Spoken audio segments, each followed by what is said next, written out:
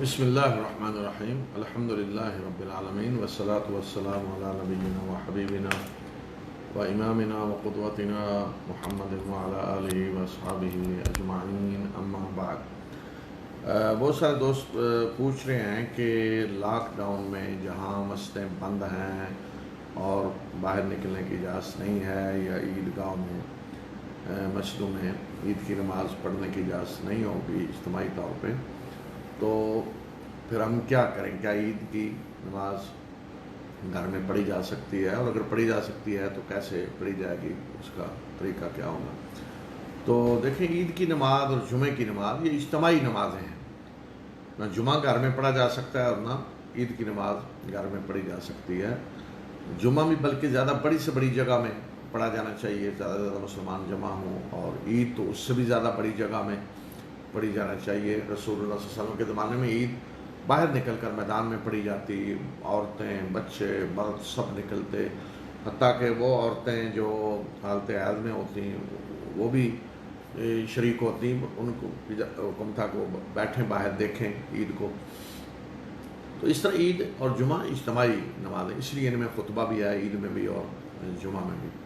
تو عام حالات میں تو عید یا جمعہ گھر میں نہیں پڑھ سکتے، البتہ عام حالات میں عید اگر کسی کی رہ جائے، یعنی وہ لیٹ پہنچا ہے، جماعت ہو گئی ہے، لیٹ ہو گیا ہے، یا گھر میں ہی ہے پتہ چل گیا عید کی نماز تو ہر جگہ ہوگی، اب کہیں نہیں پہنچ سکتا، یا پہنچا ہے تو پتہ چلا ہے، تو اس حالت میں وہ کیا کرے؟ تو اس حالت میں پہلے بھی علماء کے فتوے یہ موجود ہیں کہ ایسا شخص اگر اکیلا ہے تو اکیلا عید کی نماز پڑھ لے، لیکن اس میں کوئی خطبہ نہیں ہوگا، اور اگر وہ زیادہ ہیں لوگ چند تو وہ بھی عید کی نماز پڑھ سکتے ہیں، وہ دو ہی رکعتیں پڑھی جائے گی۔ اور صحابہ رضوان اللہ علیہم اجمعین میں سے بھی کچھ کا عمل اس پہ ہے کہ وہ اگر عید کی نماز رہ جاتی تو وہ اکیلے دو رکعتیں پڑھ لیتے یا گھر والوں کے ساتھ مل کر پڑھ لیتے۔ تو جمعہ کی نماز اگر اسی طرح رہ جائے، کوئی پہنچا ہے، جمعہ ہو گیا ہے، یا گھر میں ہی تھا، جماعت ہو گئی ہر جگہ، تو جمعہ تو ظہر کی شکل میں پھر پڑھا جائے گا، یعنی 4 رکعتیں پڑھی جائیں گی، اور وہ بھی اسی طرح آدمی اکیلا بھی پڑھ سکتا ہے، اور اگر زیادہ لوگ ہیں تو باجماعت پڑھیں، لیکن باجماعت 4 ہی رکعتیں پڑھی جائیں گی۔ اس طرح نہیں کہ کوئی وہ تھوڑے سے لوگوں کو لے کے خطبہ دینا شروع کر دے اور جمعہ پڑھانا شروع کر دے، وہ پھر ظہر ہی پڑھے گا 4 رکعتیں۔ تو اب یہ جو حالت ہے ابھی، تو یہ ہے خاص حالت، ایک مجبوری۔ اس کو اسی طرح سمجھا جائے گا کہ جیسے کوئی مسجد میں جا نہیں سکا، جماعت ہوگی ہے مسجد میں، اسے جماعت نہیں مل رہی، یا مسجد تک پہنچ ہی نہیں پا رہا، جو آج حالت ہے، یہ تو ہے نا، مسجد تک آپ جا نہیں سکتے۔ کیوں؟ مسجدیں بند ہیں۔ کیوں بند ہیں؟ کہ خطرے کی وجہ سے، کہ اگر لوگ جائیں گے مسجدوں میں بیماری پھیلے گی تو لوگوں کی جانیں خطرے میں آئیں گی، تو اس لیے اجتماع پہ لوگوں کے اکٹھا ہونے پہ پابندی لگائی گئی ہے کہ زیادہ لوگ ایک جگہ پہ اس طرح اکٹھے نہ ہوں، جس سے کرونا اور زیادہ پھیلے۔ تو اس لیے کہا گیا ہے کہ عید کی نماز مسجد کے لیے مسجد میں نہ آئیں، جمعہ کی نماز کے لیے مسجد میں نہ آئیں۔ تو اب ان حالات میں علماء نے فتویٰ دیا کہ عید گھر میں پڑھ سکتے ہیں، تو بہرحال پڑھ سکتے ہیں، اس لیے کہ ایک خاص مجبوری کی حالت ہے۔ عام حالات میں تو میں نے کہا نہیں، لیکن یہ ایک خاص مجبوری کی حالت ہے، اسی مجبوری کی حالت کے لیے یہ فتوے دیے گئے ہیں۔ تو اب گھر میں کس طرح پڑھی جائے گی؟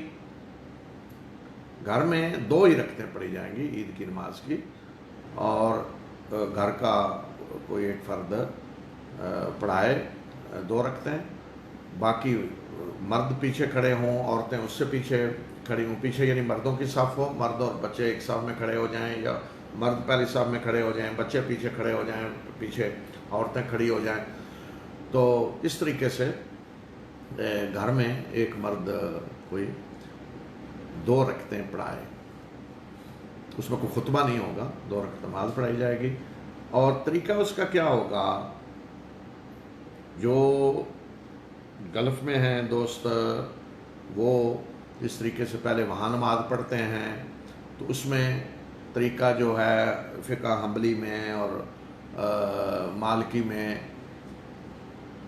وہ کیا ہے کہ پہلی رکعت میں تکبیر تحریمہ کے بعد 6 تکبیریں کہنی ہیں. اللہ اکبر اللہ اکبر 6 تکبیریں، یعنی تکبیر تحریمہ ملا کر 7 ہو جائیں گی. پہلی تکبیر تحریمہ پھر 6 زیادہ مزید تکبیریں، تو یہ تکبیر تحریمہ کے سمیت 7 ہو جائیں گی، ورنہ 6 ہیں.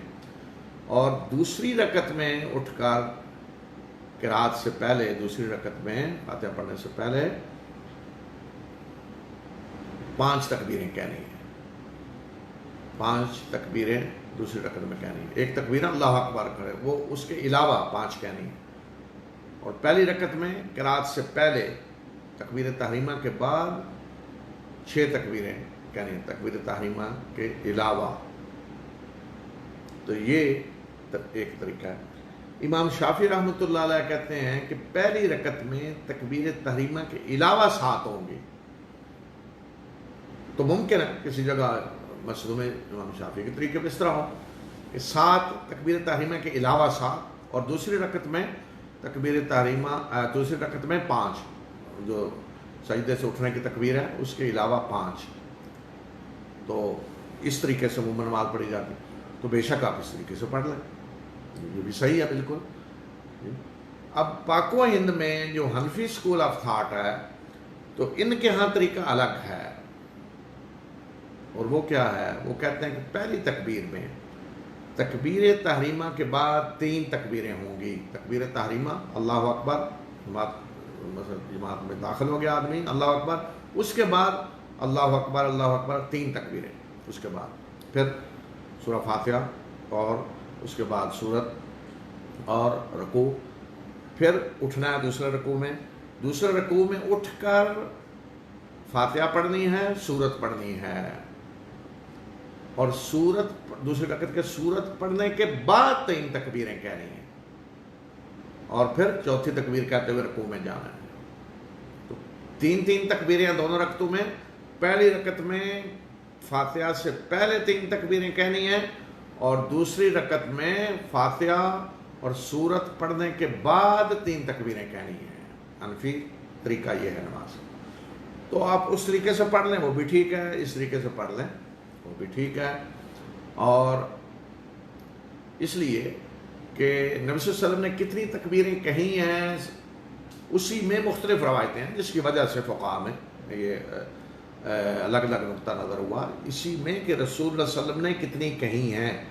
ایک صحابی سے یہ روایت ہے، دوسرے سے یہ روایت ہے. اس بنیاد پہ یہ فقہی اختلاف ہے، تو اس میں کوئی حرج نہیں.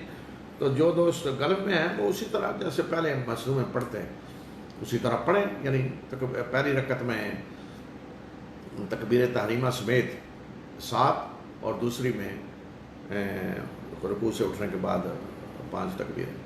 اب اس نماز میں سنت یہ ہے کہ پہلی رکعت میں سورہ اعلیٰ سبح اسم ربک الاعلیٰ پڑھی جائے، اور دوسری میں سورۃ الغاشیہ. تو اگر یہ یاد ہو تو یہ سنت ہے، یہی پڑھیں. لیکن ممکن ہے کہ کسی کو یاد نہ ہو یہ صورتیں، گھر میں جو نماز پڑھا رہے ہوں، تو پھر کوئی بھی چھوٹی صورت آپ پڑھ سکتے، جو بھی یاد ہوں صورتیں وہی پڑھ لیں. چھوٹی چھوٹی جو صورتیں یاد ہوں وہ پڑھ لیں. تو یہ ہے طریقہ.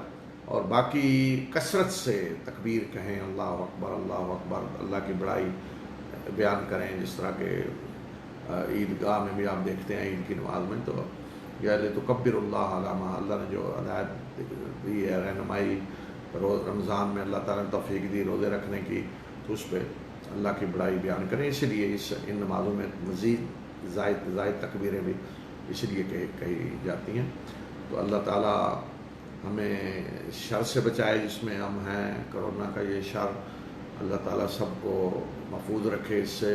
اللہ تعالیٰ حفاظت فرمائے ہمارے جان و مال کی، تمام عالم اسلام کی، تمام دنیا کی. اللہ تعالیٰ حفاظت فرمائے، اپنے بندوں کو اللہ محفوظ رکھے اس شر سے. اور یہ جو حالات ہیں اس وقت لاک ڈاؤن کے، ان سے اللہ تعالیٰ نجات دے. اور جس طرح کے لوگ پہلے اپنی آزاد زندگی گزار رہے تھے، اللہ تعالیٰ اس طرف جذب اٹھائے. وہی ہر شر سے بچانے والا ہے، وہی اپنے بندوں کی حفاظت کرنے والا ہے، وہی انہیں رزق دینے والا ہے. وآخر دعوانا الحمدللہ رب العالمین.